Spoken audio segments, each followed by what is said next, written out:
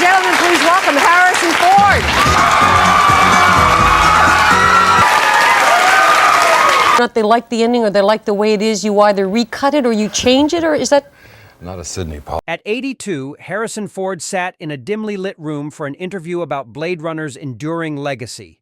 The interviewer asked the question he dodged for 40 years. Is Deckard a replicant? Ford stared at the camera for a long moment. Then he laughed. Not a polite laugh, a bitter one. I told Ridley he was human, Ford said. I fought him on it, lost, and now nobody believes me anyway. It was the first time he'd admitted defeat so plainly. For 4 decades, he'd given evasive answers, philosophical responses, claimed the ambiguity was intentional. But at 82, Ford was done pretending. He and director Ridley Scott had disagreed fundamentally about Deckard's nature. Scott wanted Deckard to be a replicant. I wanted the twist, the irony. Ford thought it destroyed the story's meaning. If Deckard was a replicant hunting replicants, where was humanity? Where was the moral complexity? They battled during filming. Scott won. Ford lost. And the ambiguity that made Blade Runner legendary was born from that creative conflict. The actor who didn't want the role. Jabba, next time you want to talk to me, come see me yourself.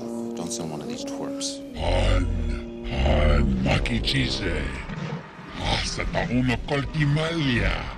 In 1981, Harrison Ford was the biggest star in Hollywood. Star Wars had made him famous. Raiders of the Lost Ark had made him bankable. He could choose any project, any role. His agent sent him the Blade Runner script. Ford read it. Passed. He didn't understand it. The noir elements felt old-fashioned. The science fiction elements felt cold. The character of Rick Deckard felt empty. A burned-out cop hunting artificial humans called replicants in a future Los Angeles. Where was the arc? Where was the hero? Ford wanted nothing to do with it. Then Ridley Scott called him personally, explained his vision. A detective story about what makes us human, about memory and mortality, about the line between artificial and real. Scott's passion was convincing. Ford reconsidered. Read the Philip K. Dick novel the film was based on. Do androids dream of electric sheep? The book was strange, darker, more philosophical.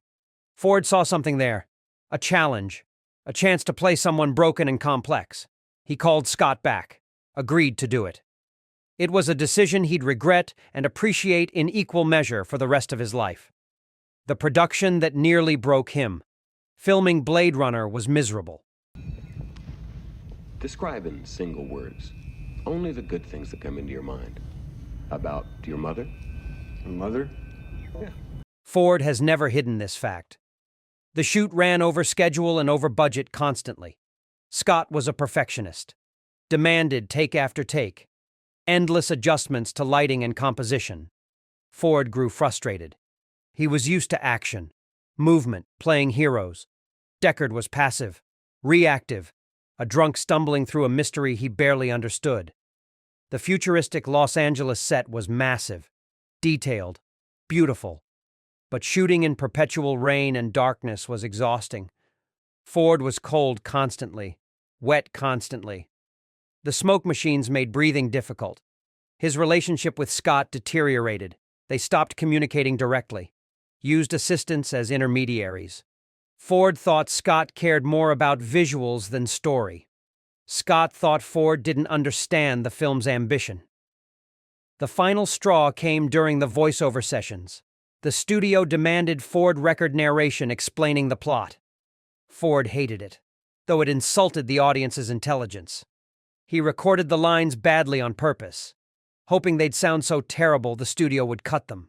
They didn't. The theatrical cut included his half-hearted narration. Ford was humiliated. The film he'd worked on for months was compromised, confused.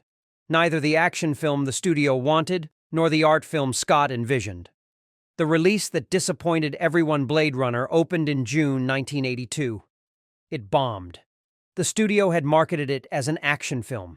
Audiences expecting Indiana Jones with robots were confused by the slow pace and philosophical themes.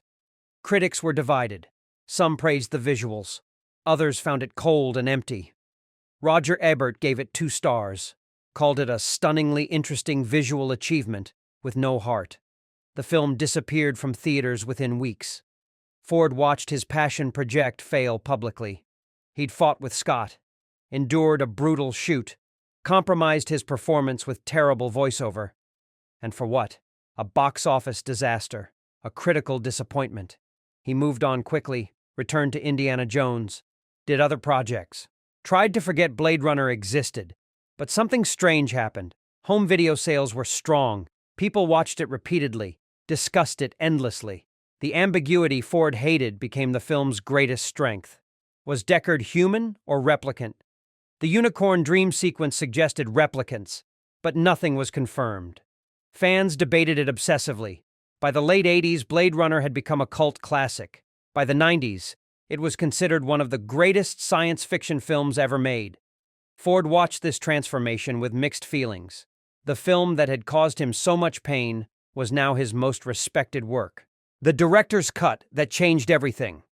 In 1992, Ridley Scott released the director's cut. He removed Ford's narration, added the unicorn sequence, made the replicant theory more explicit.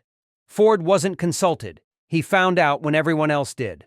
I watched the new cut in a theater. The film was better without his voiceover. He had to admit that.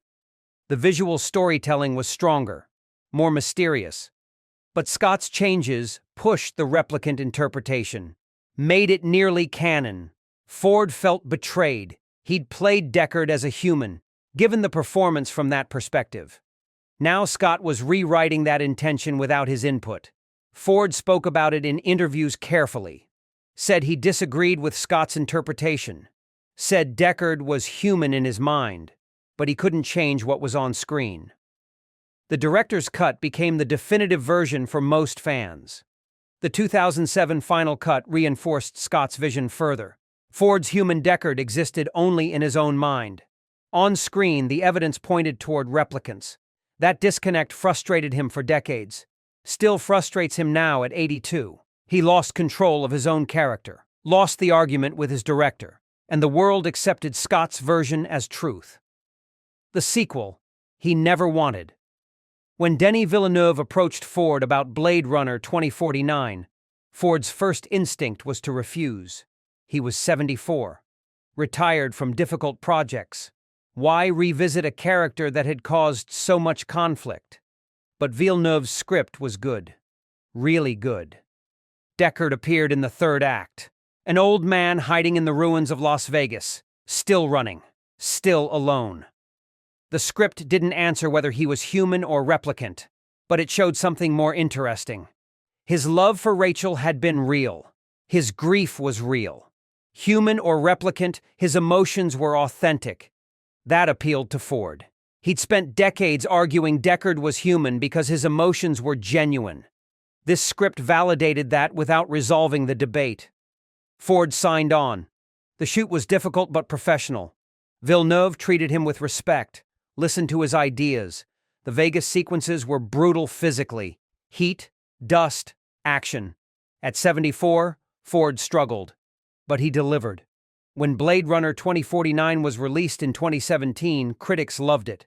Audiences were more divided. The film was slow, meditative. It bombed at the box office, just like the original. Ford found that grimly funny. History repeating itself. But this time he wasn't disappointed.